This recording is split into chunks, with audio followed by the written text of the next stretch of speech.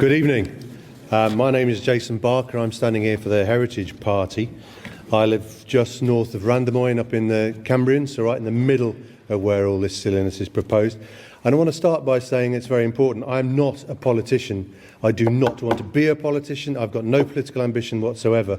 I hate all of this politics. I don't really want to be here. I don't want to do things like this. But I am a consultant engineer. I understand the technicalities of what is being proposed. I understand the scale of what is being proposed. And the further I look into it, the more smelly it gets. None of the maths adds up. None of it. I've been trying for 2 years to get our local council, Pedu, Senedd, to listen to the technicalities of what's involved here. To get the kind of turbines in above Randamoyne that are proposed, we're talking 8,000 tonnes of turbines, 240,000 tonnes of concrete. In order to get that concrete in, that's 13,000 cement trucks or more going through Pumsant and Llanrda.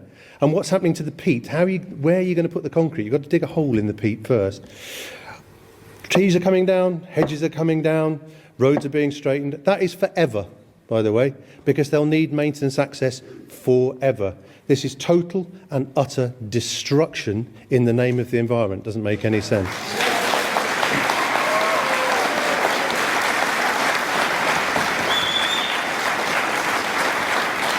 The analogy I would draw is it's like having your leg amputated to save on your shoe bill, and then finding out that crutches cost money and you can only buy shoes in pairs.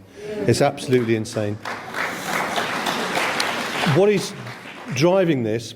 I'll give you some figures and facts. I've got them written down here. Currently, we're told by the National Grid, and I've been on and checked this, we use somewhere in the region of about 1.7 gigawatts of power a day as a nation, and we already have an installed wind and solar base of 3.4 gigawatts. So what's all the extra power for? Makes a big question, doesn't it? It's also being told that the power plants proposed for just north of Carmarthenshire, just north of Randamoyne, are to support 200 and something thousand homes. Do you know how many homes there are in Carmarthenshire? I looked it up, 9,000. There's only 1.3 million homes in the whole of Wales. So what on earth are these people talking about? What is driving this is net zero, of course. It's a framework that they can use to have an excuse and then say they've got to go somewhere. But all we're doing with net zero is exporting our filth east. And in the east, they don't give a monkeys about the environment. It's going to make it even dirtier. So whatever we're sending here that's in theory dirty, to there is going to be dirtier. And then we're going to have to ship all the products back on diesel ships. Well done, that's excellent, isn't it? That's very clever. And since 2000, it's cost us £300 billion. That's 300,000 million pounds for nothing.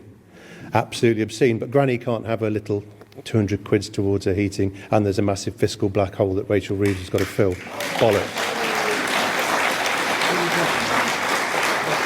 Half a minute. Okay, thank you. I've got a couple more then.